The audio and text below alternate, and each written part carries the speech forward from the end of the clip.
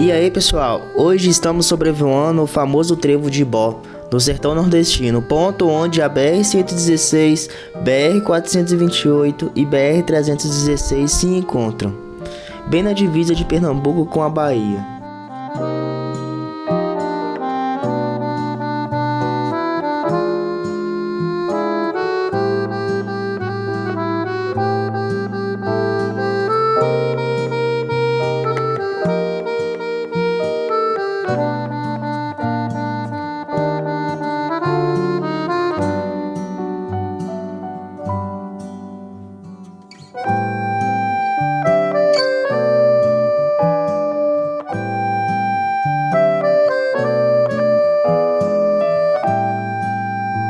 Esse é um lugar estratégico para o transporte de carga, mas também já foi chamado de pesadelo dos caminhoneiros, devido ao histórico de assaltos e perigos na estrada.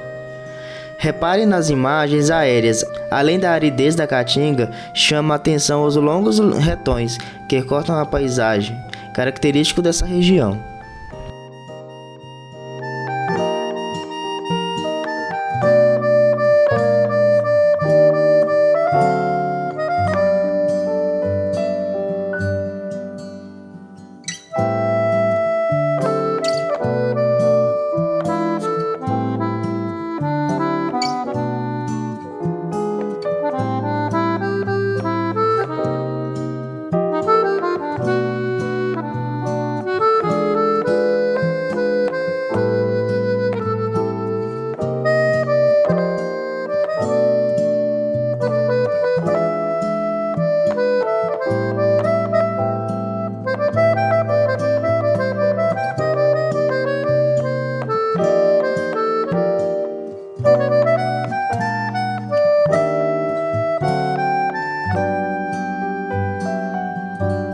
Aqui passam diversos veículos todos os dias, ligando o Nordeste ao Sudeste do Brasil.